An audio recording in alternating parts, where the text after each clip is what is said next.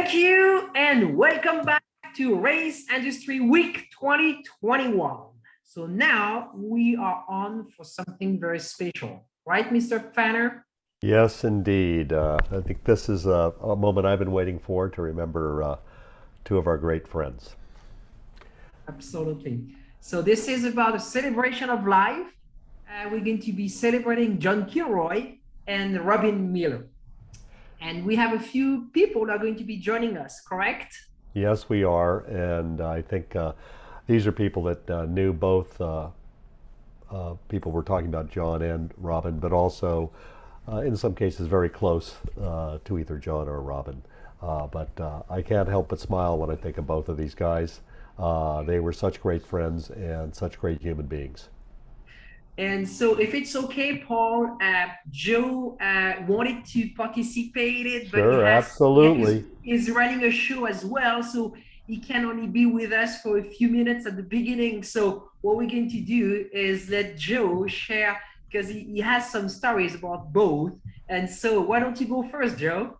Thank you, Francisque and Judy and Paul. Good to see you. Good to be on with you. And you know, I feel a little out of place because you were family with these guys, and I am someone who knew them a little bit on a professional level. But I do have an interesting story about both gentlemen. First, John, you know, when I'm starting as a talk radio talent in Miami, and I'm a local bracket racer, and I'm working closely with the Speedway, Homestead Miami Speedway, to, you know, introduce NASCAR to South Floridians, right? And it was a tough slog at first. So going to PRI, it was in Orlando at the time, was a big deal. And who am I? You know, I didn't really know how to make it happen. And so I reached out and I got a hold of John, and he shepherded me through the whole process. And not only did he help me with lodging and everything, but he made me feel part of the community, and that it was important that I become part of the community. As some years ago, you know, it's easy to lock people out. And instead, he worked hard to make sure that I was taken care of and that I felt welcome, and would come meet me on the floor and like, do you have what you need? Do you know, put me with someone, introduce me to people. That was unnecessary, and he did it. And it's because of his love and his passion for the industry. And you know, and so it's more of a professional story. And Robin Miller, man, the guy obviously was a total character, which I aspire to be. And he knew everything. And so the first time I went to the Indianapolis 500, when I was working on XM satellite radio, we covered the Indy 500 many times, and in person, it was the first opportunity I got to go. And so I got to spend time with Robin, and we talked radio, and he even, you know, like we were talking about a show on Sirius for him. And he's like, hey man, I got sponsors. I got this. I was like, I knew that a Robin Miller show on XM satellite radio would have killed immediately, because it would have been a source of all the inside information that you could pop. But I did not, of course, have the power to make that happen at the time. And I lamented the moment, but similar deal. Recognized that there was passion and appreciation, and was a welcoming person and a welcoming personality because of love for what he did. And I have nothing but the most positive things to say about both men. And I got to say that, you know, me being involved in motorsport racing here with you, the motivation that came from moments where a guy like Robin Miller bothers to talk to me and say something and share a story and goof around and give me energy. And John, that is why I keep going in this industry, because of moments like that. And so that's why I wanted to stick around for a moment or two. I know it's going to get a lot more personal than that, but when given the opportunity to share a thought or a story and appreciation for both of these guys, I jumped at the chance. And so thank you. Well, thank you. That was great. That sounds like John Kilroy. Yeah, It was. It is John. That's John Kilroy to the core. Yeah, it was. Absolutely, Joe. So stay with us a few more seconds, because I know you have to run to your other shows. So, and again, thank you for sharing your thoughts. Thank you for being with us today. Thank you for being with us again tomorrow and Friday. You're a wonderful host. So we're going to let you go. And again, thank you so much, Joe. Okay. So I think we got Mr. Lewis, but it looks like we have the same little issue with the sound that we had Monday morning when you joined us, Steve. So let's try to, can you, yes, go ahead. You have the little same issue that when you came in last time. So Steve, can you just simply leave the Zoom and then come back in? Just like we did last time. Might be an issue with the setting on your computer. It worked perfectly before. So Paul, we tested and it's fine. And then of course, when we go to air. Yeah, but we want to be able to hear what Steve has to say. We'll get Steve Lewis on. He sounds like a munchkin. I'm sorry? He sounds like a munchkin when he comes on now. I think it's kind of fun. Well, I also want to let you know, Steve, the other Steve that we're trying to bring in is having some technical difficulties. Could we resend him a link?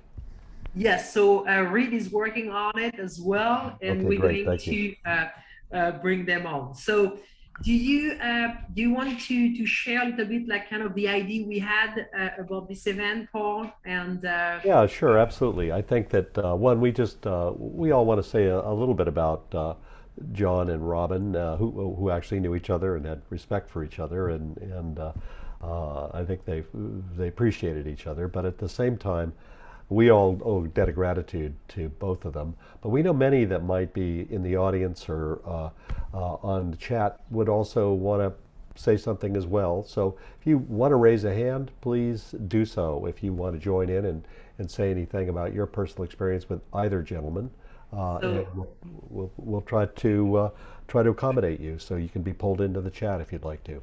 Exactly. So we saw a few notes already in the chat. So I see, oh, Steve is coming back. So let's first start with Steve. Great. I think this time might work, right, Steve?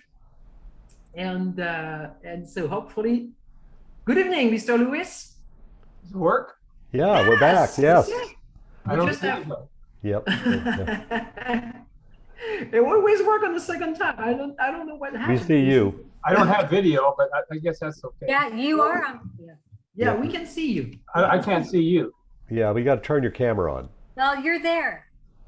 Well, okay, your camera's on, so I guess you can't see us, but we hear you, we see you. Yeah. So don't miss the computer. Just just talk. Yeah. Well, so it's time for your close-up, Mr. Lewis. No, we're saving the world here. No, we see you. Yes. John Kilroy. How did you meet John Kilroy? A mutual friend that knew both of us because we're mutual, I guess. He knew that we were looking for somebody. We had an editor. He was good. He was part-time, but he was good. But we couldn't get him to full-time, and so he suggested that John come down and we meet. It wasn't too far into the interview. I said, let's just go to work. I mean, let's do this. And that day really changed our lives because John brought so much to the company, and then that magazine was a reflection of his abilities, journalistic knowledge, and desire to publish something really important and valuable to the industry. And he single-handedly did that. I mean, we provided the tools and the art department and the air conditioning and the lights, but that magazine came alive with John's guidance. And he brought in and hired some great people to help him, one of which Meredith Burns was very, very, very loyal to John and an excellent journalist and did some fantastic work along with him. So he also amassed a group of contributors. In trade magazine publishing, there's probably 10 guys out there that are writing articles for all these magazines, and you put go-kart in for bicycle or whatever it is. We didn't do that. John found contributors that their beat was racing and asked them to go out and create editorial that was timely and appropriate for the magazine, and he managed that beautifully. Yeah, well, he sure did, and I really admired the magazine and the quality of the writing, and the editing, and just the sheer breadth and depth of what the magazine covered.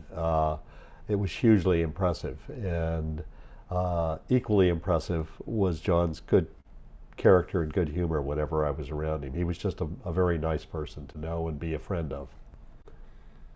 That's true. When Francis asked me to do this, John and I had a running joke about words, and I didn't have very many words in my mind compared to John's ability with words. And especially every month when I was supposed to write my publisher's page, sometimes the words were in the wrong place, the wrong direction. Sometimes they weren't even spelled right, and commas were not where they were supposed to be. Yeah. So I thought I wanted to share some words about John that I just wrote down this past week on a piece of paper, some words. And I thought, too, for you and Francisque and Judy, again, knowing my limitation with words, that maybe there's some even more words. Would you like me to recite a few that I wrote down? Yes, please. Okay. Journalist, thoughtful, kind, smart, organized, professional. Here's two words together: family first. Curious, diligent, tolerant, calm, patient, clever, creative, organized, understanding, motivated, and he listened. Learned, constantly was learning, sense of humor, wanted to make a difference, and had direction. Now that's You nailed it. I know there's more words, but this is stressed me out. This is many words that I came up with. I felt that this kind of was who John was. Yeah, and I think that you summed it up, and I think just listening to that, I felt something I hadn't felt as profoundly as I just missed him as the core of what we were doing last year. He was the constant voice throughout the entire week in the first online race industry week. He was the voice of this industry, and he spoke for all of us. And I miss that very much, because that was the kind of person we would want representing us to the world. He was a deep thinker, just very thoughtful, a thinker, soft-spoken. Yeah. A magician with his words. And if I can add something. Everybody liked him. Everybody. Well, and I think really, and I'm sure Judy will say the same thing, for us working with him along with Steve, I think the combination of Steve and John, out of years at that time, really serve the company and all of us. And John was just a little bit, we were pretty much all the same age. We were in the early 20s or whatever when we all started there at PRI. And then John was like, 10 years older, and then with Steve. So he had that wisdom and so really having them together really helped guide all of us. And so he was, when I look back personally, is the person I spend the most time along with Judy working with in my own career. 18 years at PRI, another 4 here with EPARTRADE. So that's 22 years. That's a long time. And so it was, is. Yeah. And you happen to spend that time with somebody that was worth spending time with. Because I learned from John, and I had some very deep conversations with John about the business, the industry, the turbulence in it, and he was a student of everything in this business. And if there was one person that knew the business front to back, all aspects of it, and all layers basically of it, was John. And I don't know that there's anyone else quite like him in the world at the moment. There are people that have parts of what he does in their hearts and mind, but not all of it. And I think that's collectively we maybe equal John in terms of amassed knowledge, but yeah. And I have a question for all of you that worked with John. That I was wondering, what is my funniest memory is last year when he said hello from Paraguay. That still makes me laugh, because that's his sense of humor. Because we had a member of our audience from Paraguay, and he just loved it. That was the ultimate validation to him. But do you have any memories that make you laugh when you think of John? Who wants to go first? I just know, I'll go first. Oh, go ahead. No, go ahead, Judy. Go. His sense of humor just killed me. A lot of times, he was on the first floor, I was on the third floor of PRI. He would send me little witty comments, and I would print them out, paste them on my wall, because every now and then I needed a good laugh.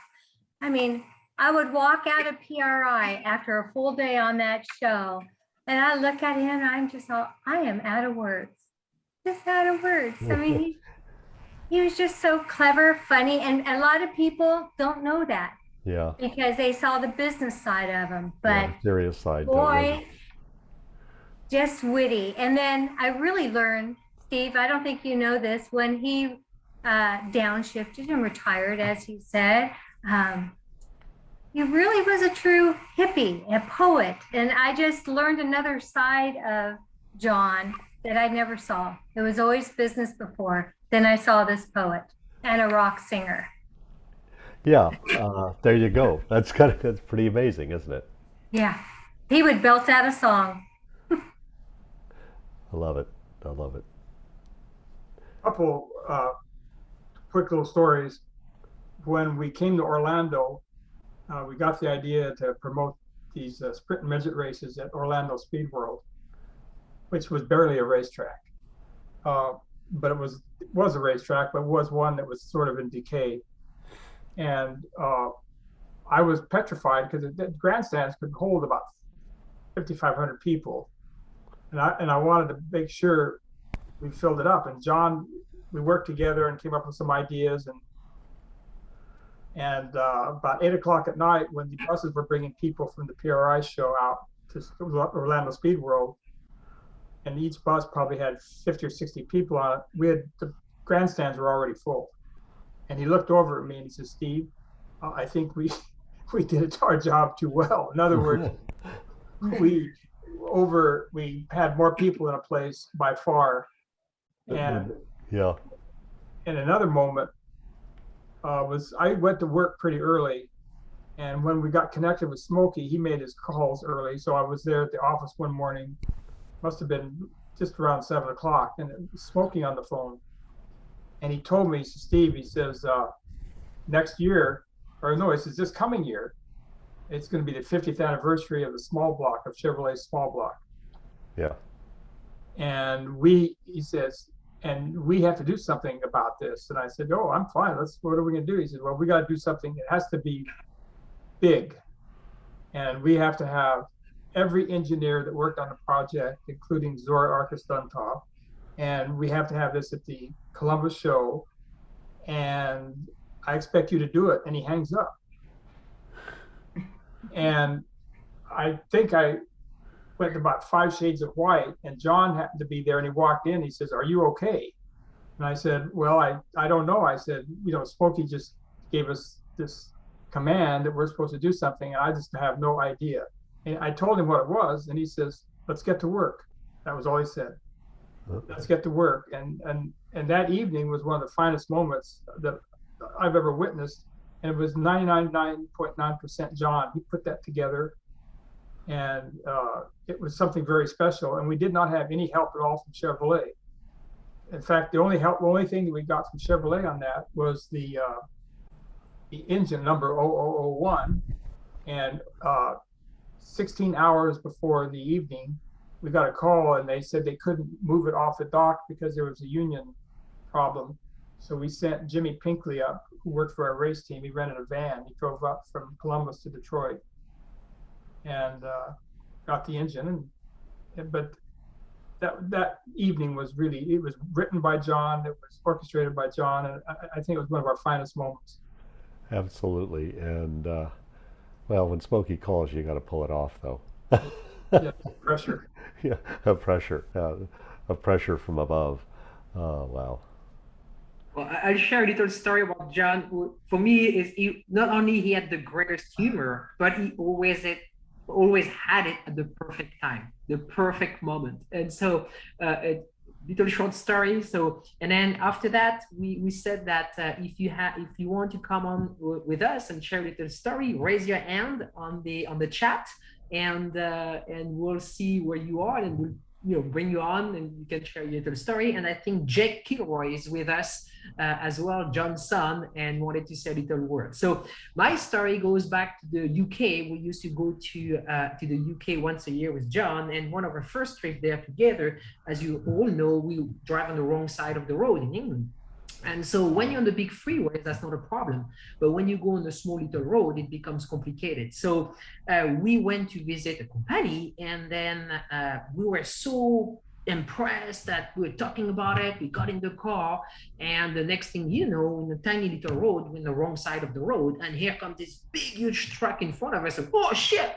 And we just, like, by a miracle, I avoid to kill both of us. And then we were like, whoa, we better be careful. And we keep talking, we go for lunch, and then we go to the next visit. Same story, very impressed. We start talking, we get in the car, and the same thing happened. We got on the wrong side of the road. Another, oh shit.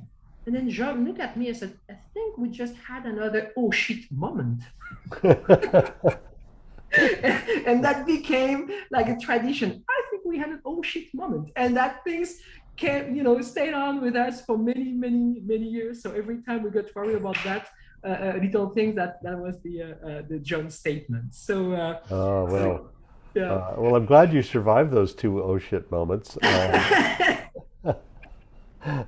or we wouldn't be talking tonight. But he has the magic word all the time. So what about you, Paul? Well, my memory of John, was usually we would talk, we'd see each other at a lot of events, and he was always, very kind and supportive of our team. But he also usually had an idea he wanted to talk about. There was some either thing he was working on or something in the industry he'd pick my brain on. And I realized the entire world for John was basically an encyclopedia of information he was indexing. He'd see someone, he'd realize that, okay, this person will know the answer to this. and it was pretty amusing, because it started to be a pattern. I started to realize, okay, I fit into this category in the library, and I started to make fun of him a little bit about it. I said, okay, I'm the index card you refer to on this, and it was a little bit of a running joke between us. He also had just a true childlike passion for the people that he would meet and know in the industry. And he would always say, you need to meet this person. And if I was at the show, I literally had him stop me and take me to meet somebody. He'd stop what he was doing, and I said, I was just talking about you. You need to come with me. Yeah. And it would be sometimes some distance, and he was on a way to somewhere else, and he would take me to a booth and introduce me and gotta go, and then he'd tear out. And I just ask you, who does that anymore? John. And it was this contextual thing where he'd remember something about you. There would be a depth of kind of, you know this, you know that, but he's not just taking, he's not just using you. He's also, I'm here to help you too. And he was the most reciprocal, fair, kind person to be around. And he was this calm in the center of the storm that is racing. It felt like everything was swirling around him, and he was at the center of it and understood all the layers of it. And I miss him. And my condolences to his family, because I know what little tiny bit of what they lost here. And if he loved his family at the magnitude I suspect he did, given how much he loved the people in this business and the business itself, they were very fortunate to have him. Yeah. Well said, Paul. He was his first on the list was family. That was his first priority, and he was so proud of how everything is working out there with his kids and what they're doing. They're all sharp and leading their lives, and they have that platform of John to stand on. And what a platform to stand on. And I And, think and my goodness, when you read what Jake wrote about I John, know. I go, that is John. He Yeah, and sounds the same. also, I will admit, I don't, uh, I'm a person that didn't cry when my father died because I had to keep going. He expected me to keep going. That brought a tear to my eye that was profound because the love and the character of John was coming through in that beautifully. And the apple doesn't fall far from the tree is all I can say. One of the most magnificent things we've ever had the privilege of publishing on anything we've created. So a treasure, like John.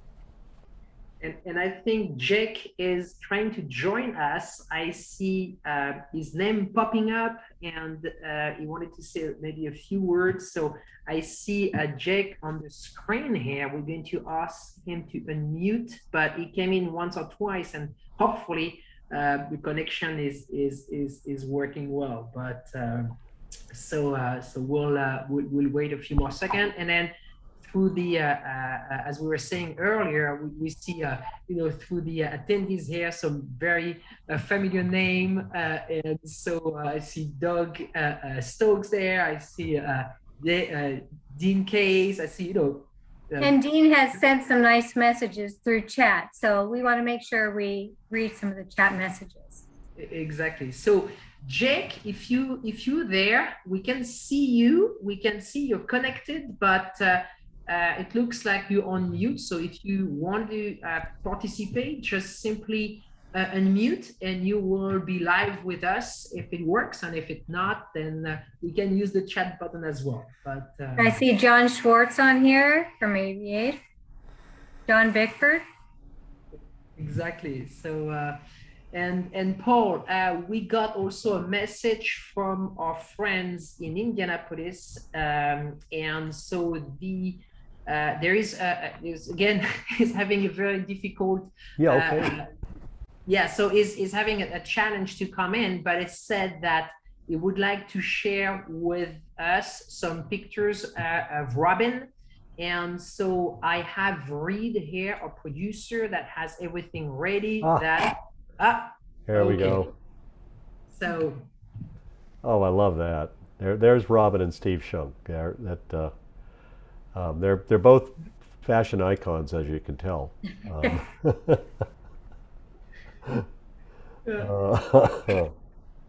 So that's Steve.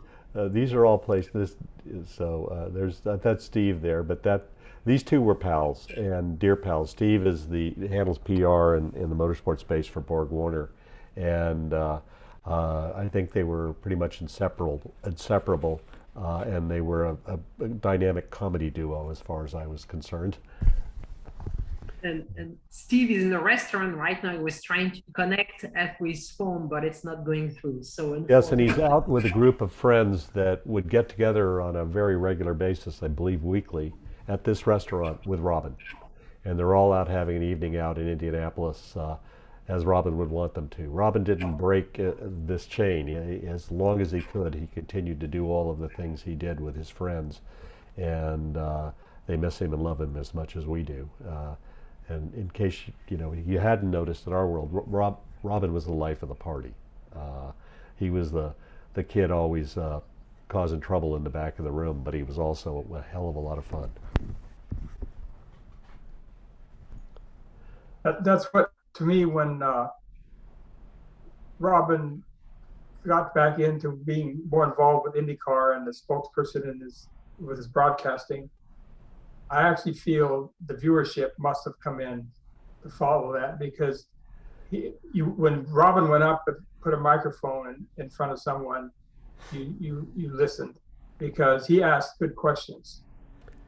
Yeah, he also understood the sport, Steve. He's a racer. He actually raced competitively. He knew the sport intimately. It was his life, and he was fearless. As in case you hadn't noticed, he raced a midget with no budget, and was actually competitive and running up front with, a minuscule budget.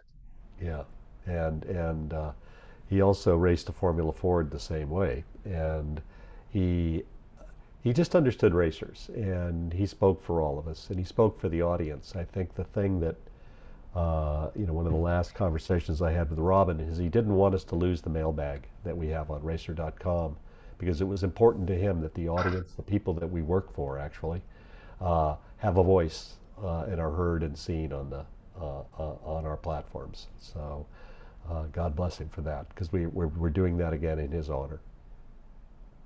I think we got Jake. Great. We got Jake. Yeah. There you are. Hi, everybody. Sorry, we're watching this at my parents' house. I'm Jake Kilroy, John's son.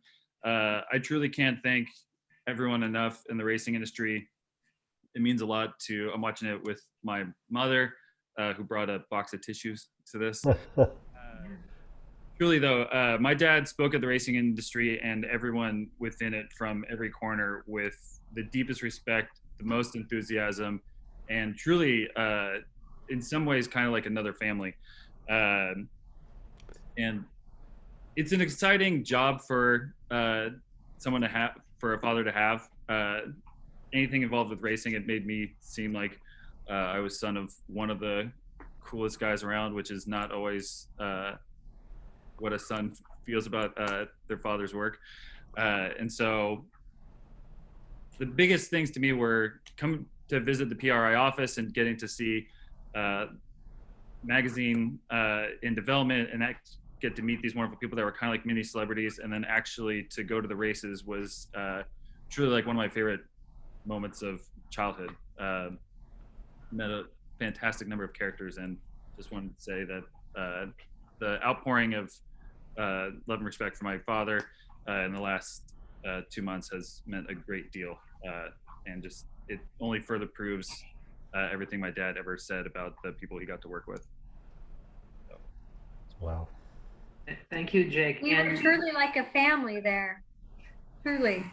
Yeah, it definitely seemed like even though a lot of work went into the annual PRI trade show, it seemed sometimes, at least, there was definitely like a vacation energy to it, just because of how excited my dad was to kind of get to spend that much time with everyone and come home with a good number of stories of everything that was pulled off. And yeah, it's very much seemed like a close-knit group of people.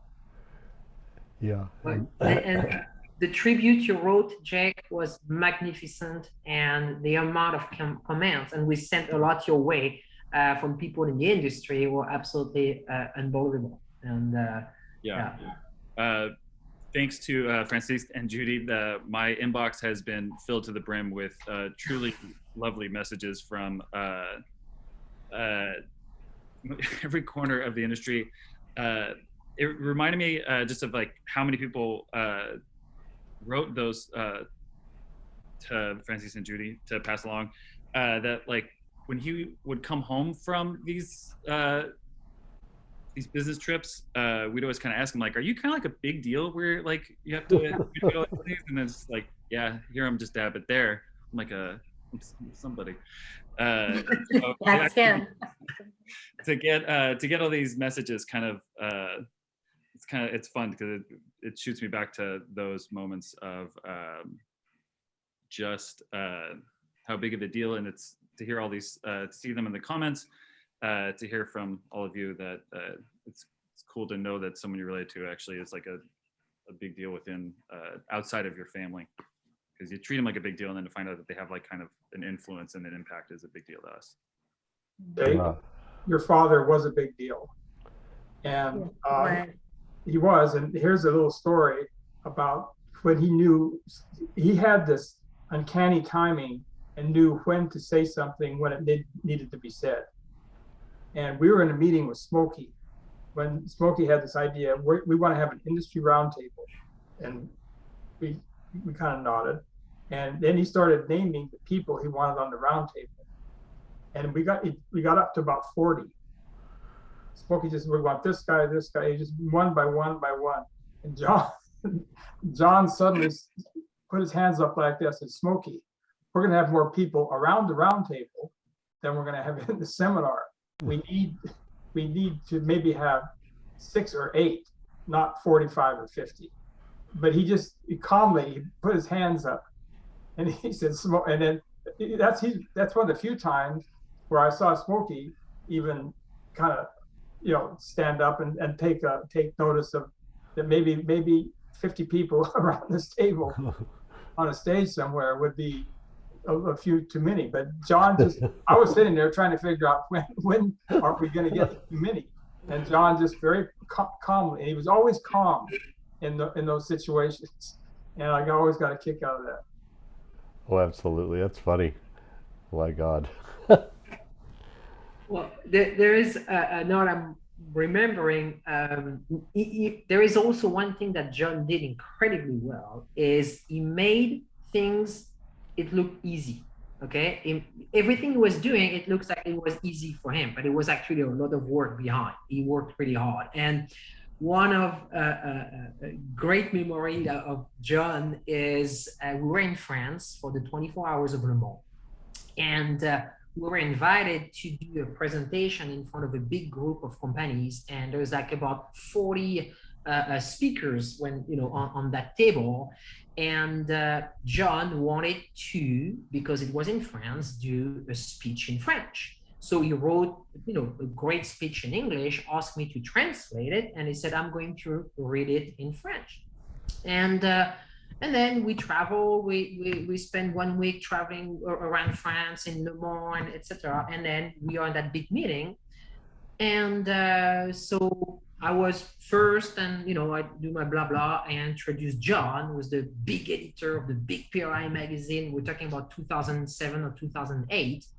And everybody was sitting, and John stand up and started his whole speech without reading it. He had memorized it, and he's like, "Oh, great American accent, obviously," but he does his whole speech for 3 or 4 minutes, and we were like, "We can't believe that." And then he finally sits down, and Yves Morisot from Stand 21 was there. He would look at me like, "What just happened?"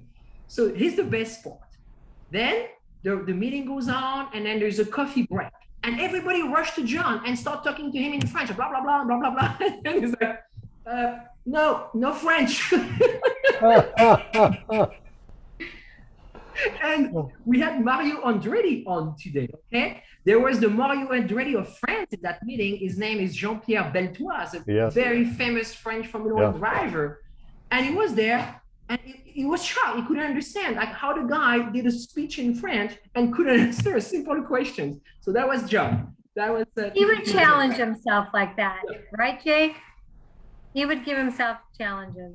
Yeah, he definitely liked having an idea, and then even if it was kind of like an idea that was kind of farther out there, once he had the idea, it was just like everything that he could do to work towards pulling it off. Yeah. Wow. Okay, he could have been a secret agent. Well, thank you, Jake. Thank you, and Thank you, Jake. We'll be there. We were all blessed to have your dad in our lives. It was very important. You're all wonderful people. I very much appreciate this industry, and I am once again astounded with everything that EPARTRADE is pulling off this week.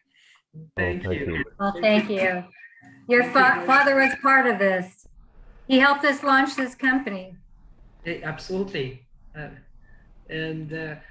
Well, Paul, so hopefully it doesn't look like Steve is going to be able to join us. Oh, that's all right. Well, at least he sent us some photos. I think I think one of the great things about it, Robin's life was somewhat of an accident waiting to happen all the time. So we've had an accident here, and it was always a good outcome, I think. When we look at the energy, in our editorial offerings, what the audience responded to, they responded to Robin in a way they don't respond to everything else like this.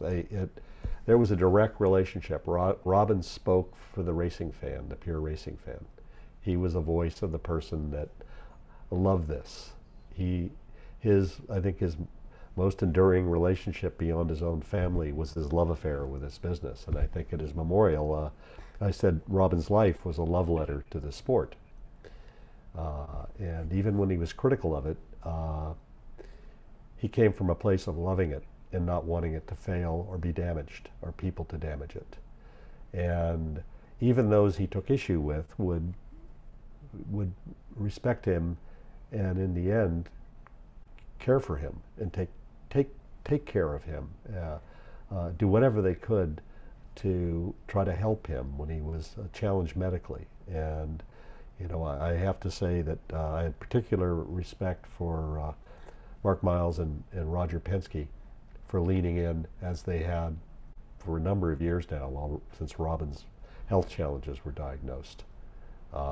They were there for him, and they cared for him, and they were in constant contact with him to make sure whatever was needed could be done. And Randy Bernard ultimately, was one of Robin's dear friends. They came to know each other, and Randy really leaned in and personally took responsibility for a lot of this, as did Steve Shunk, Robin's sister Diane, a number of Robin's good friends. But he earned that. People got that he loved this business, and they loved him back. Well said, Paul. And he was, and speaking of loving people back, he loved what you did, Steve. And he was so appreciative of your midget team and the way you elevated the talent you elevated through that team. And he loved midget racing. I grew up with a father who loved midget racing. That's how I got into really loving racing, was being around midget racing. I identify with all this. And he never forgot where he came from and the type of racing that made him who he is. He, to the end, as you know, he was an advocate of all this. And he was genuinely thrilled that all of this is moving to center stage again in American motorsports. People are, regaining their appreciation and love for short track racing on a Friday or a Saturday night. And we're getting back something we lost. And I like to think that Robin had a little bit to do with that. And so did you, Steve. Well, I think Robin, he appreciated the Saturday Night Racer because he raced with him. And in the early days, the Gary Bettenhausen and the Vukoviches and all those guys ran midgets as well as Indy cars. And so those midget racing or sprint car races during the 60s and 70s were quite strong because of that. And Robin, those people to Robin were the real heroes, and because they established the foundation. And so that's kind of why all that happened. Agreed, and I think that he created a series of videos that are on the Racer channel on YouTube that are about these people basically, and I rewatch them every now because I miss the sound of his voice, I miss his mannerisms, I miss him, and I miss his sass on text, and nothing pissed him off more than a freaking Formula One story with in the hero on the homepage of Racer, because he was an IndyCar guy. He took personal initiative along with Marshall to try to find a way forward in certain crises with drivers that were having challenges, problems. We don't just report on it, we care about the people in the sport.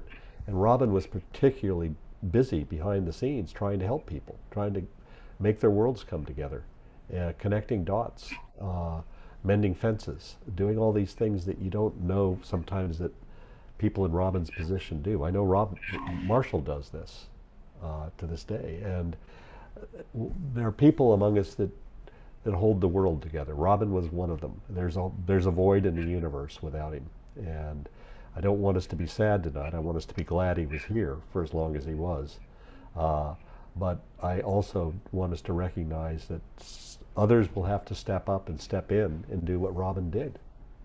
I personally will. I know Marshall continues to, but the people that follow him, there's a void left. And I know that John Kilroy connected a lot of people. He was constantly seeing 2 and 2 and coming up with 7 in relationships and connections. And that's how our business works. And it works because of people like this. We all have a lot to be thankful for as the generosity of those two individuals. They gave way more. You know, I mean, they helped. They did, and I think the other thing is that I appreciate childlike enthusiasm for racing, because I've never lost that. You know, you described when we opened this program after we dedicated it to their memory. You described what you felt when you walked into Orange Show Speedway for the first time and saw midget cars, brightly painted midget cars running under the lights. I literally had the exact same experience my first time walking into Orange Show Speedway, which is my first time walking into a racetrack. I know that Robin had an experience like that too. I know that little boy was in his heart to the end. I want the little boy and the little girl that's in all these racers that we've been talking with and talking to always to come forward, because that joy, that pure joy that we feel for the sport when we're around it, is what powers it. It what makes us put up with everything we put up with sometimes, because it isn't easy.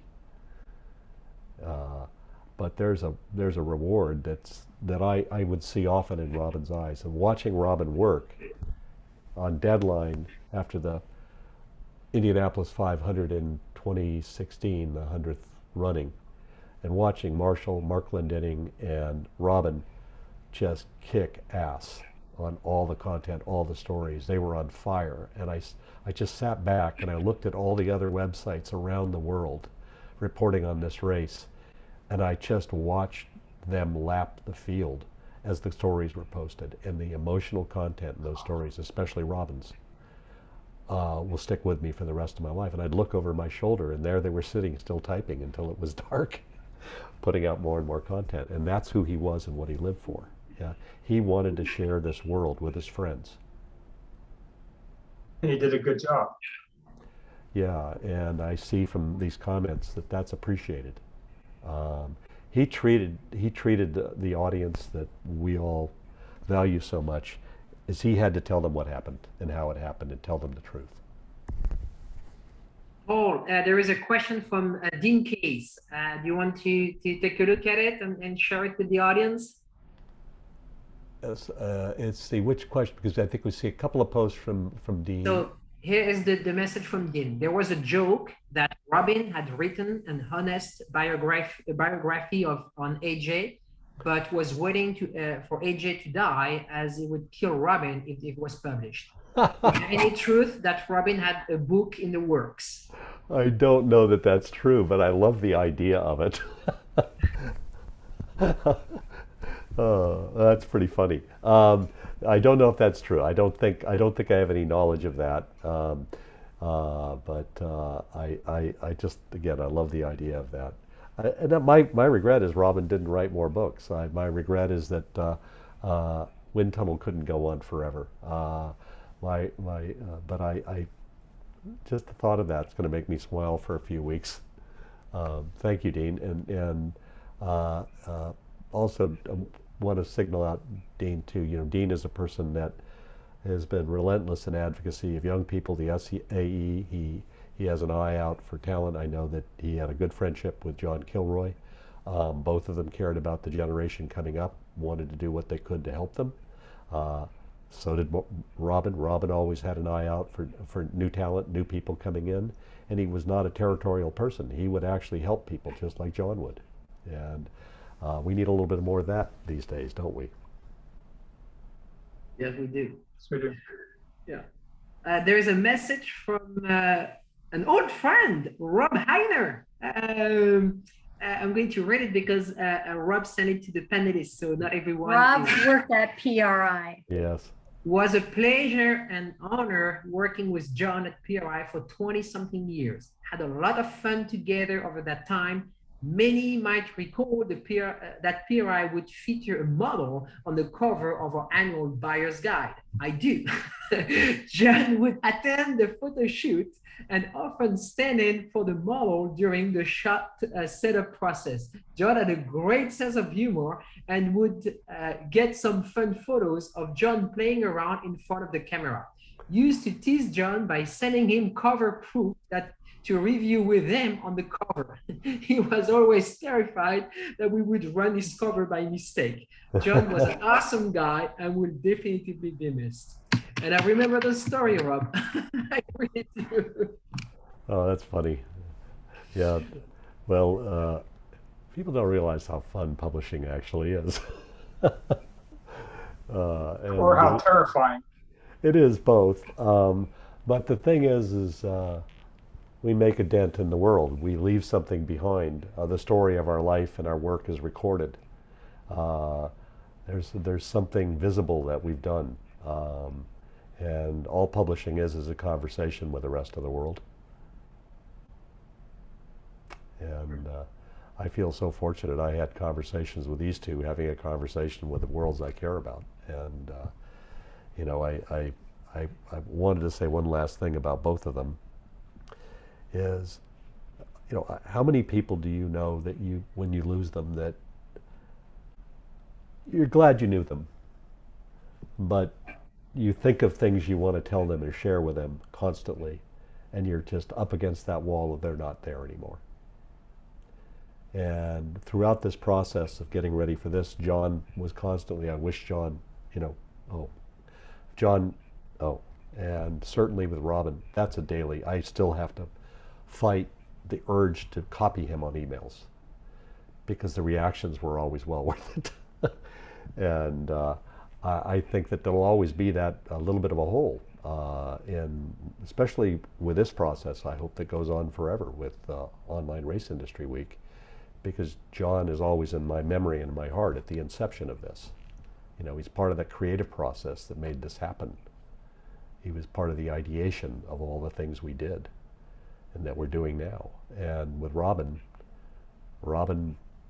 you know, his line, "Hey boss, I got an idea." You know, he really didn't feel like his boss. He felt like my boss. But I gotta say that everything I make, I think of Robin still. And when all of us come together for this every year, I don't want us to forget these two characters, because the world we live in was partially created by them. It absolutely was. We will not. And I would raise a Pepsi if I had one to Robin, but I don't drink that swill. Dean Case wrote some beautiful comments, both about Robin and John, that everybody could read in there, but Thank he you. hit the nail on the head. Thank you, Dean, and thank you for sharing these comments, because you know, I've been reading some of them as we've been on here, and it's moving. I had one last thought about all of this, is that I see the world that we're in through their eyes still. I realize the world that EPARTRADE, that I fully engaged in and began to understand, was descendant from the world that John created at PRI in the editorial voice that he created. His personal voice that came forward when he's on camera and speaking, to me, if you look back at last year's PRI, excuse me, not PRI, EPARTRADE Online Race Industry Week, what you see is this very clear, brave, fun voice of the industry that is about as brave and fun as you can be. We also know that John was confronting his own mortality during all of this and dealing with all the things he ultimately had to deal with. And he did it with dignity and courage throughout. You know, he strapped in for the final races of his life, basically, with that same attitude. And so did Robin. You know, I was with Robin the weekend that he started to have the physical issues that would lead to the diagnosis of the problems that ultimately took him from us. And there was never self-pity, never complaining, never, you know, we'd complain that it was getting in the way of his life because he had things he wanted to do. But he was a brave guy, like John. And this sport teaches us to be brave. Teaches us to go on when we lose people. Teaches us to make the most of every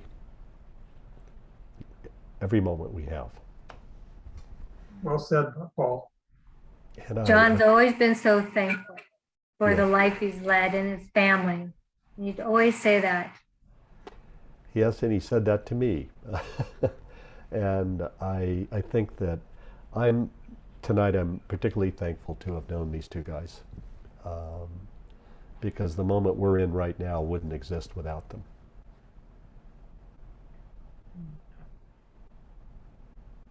They're critiquing. Yeah, I could see her, Robin. That's a little over the top, Paul, but it's true. And I think that how we got to who we are is really shaped by the people we've known along the way. And I will forever carry a piece of these two fine gentlemen with me in my heart. And I think, one, they help you see yourself the way you want to be. They both made a huge impact, one quietly and one not as quietly, but they both left a great impact in our industry. Yeah, but they came from a place of doing something, and they used creativity to make their mark. And Yep. and one of the other things I'll say, neither one of them bored us. They were not boring people. They were really interesting people, and you know, they're probably competing for the most interesting souls in the afterlife right now. But they were both competitive, as you both know. And I think that you know, as we, you know, this is the midpoint of this week, and you know, we've got the checkered flag coming up on the second annual online race industry week. And I know they would be very proud of both of us companies involved in this for what we've done year over year, week over, you know, week in comparison, because the scale and the scope of what's happened this year, that was very good last year out of COVID. This is up against an active world, and we're competing with a lot of other things, yet this is soaring, and we're seeing terrific engagement, and we're seeing the, you know, the guest list expanding to literally a who's who of the racing industry. And some of that identity and that respect was earned by the brands we represent here in EPARTRADE and RACER. A lot of that credibility was created by these two gentlemen. Absolutely. We would never be where we are, as far as Judy and I, you know, on the portrait side, without wisdom and the guidance of John since day one. So we are forever grateful, for sure. Absolutely, and I'm grateful to Robin and to Marshall. Well, they came back. I'd worked with Robin previously during a prior era of RACER, the first era of RACER, on IndyCar, Champ Car magazine. It gets confusing with all of the things related to companies changing their names, but and having the moment that Robin and Marshall showed up in our business is the moment we really took off on our 3.0 era of RACER. They were a wonderful team. Watching these two work together, watching the email exchanges, the tech, you know, kind of the dialogue going on about story development was magic. And they had each other's backs. They would sometimes squabble about the details, but they wanted to get it right and tell the truth. And because they owed it to you, whoever's out there in this audience that we serve. And when I look at what we do now, we live in a world with all these different ways of communicating with our audience. But the most important way of all is from the heart.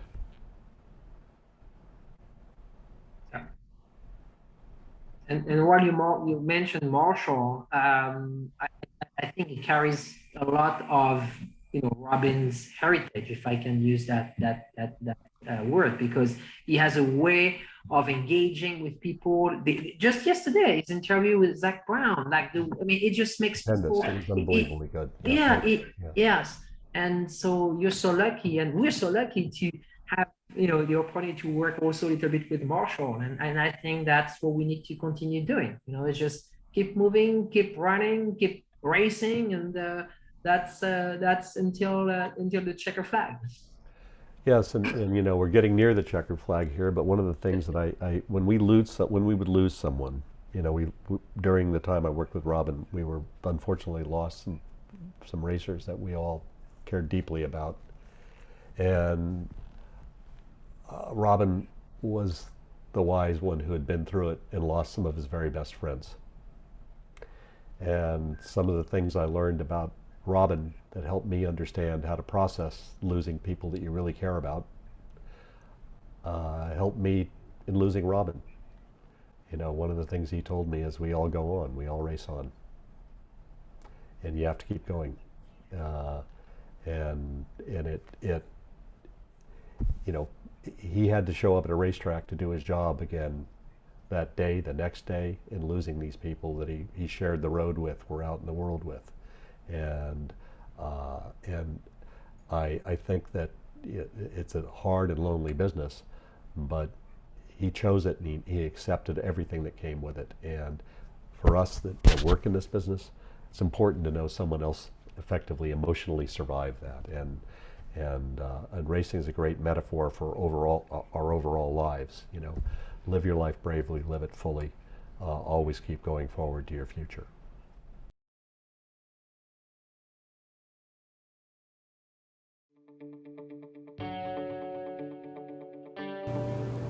The concept for EPARTRADE is basically, in my opinion, there's a big hole in the internet. So the internet started many years ago, but there's never been an online business community for racers on the World Wide Web. The need for EPARTRADE is actually quite obvious. Basically, people in the business of auto racing need a place online to hang out and get their problems solved. It's extremely simple for a buyer or for a supplier to interact on the platform. The first thing you need to do is sign in, which is free. And the second thing is, when you see a product that you're interested in, all you need to do is click on request more information. If it's a company, you click on request more information, and then from there, it is forwarded directly to the buyer or to the supplier. You can go to epartrade.com, you become part of a community of businesses in racing, and it makes sourcing products much easier than just on the internet or using Google.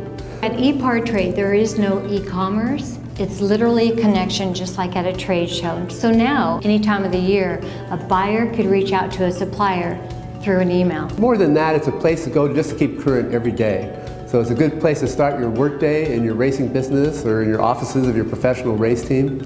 And you know you're current when it comes to new technology, industry news, technical papers, technical videos, all of that and more.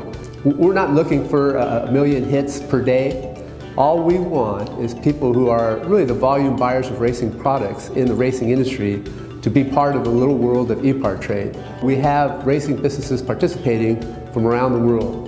So you get suppliers from around the world, you get buyers from around the world. EPARTRADE really eliminates having to travel, closing down your shop. Now you have a place to showcase globally your racing product and technology.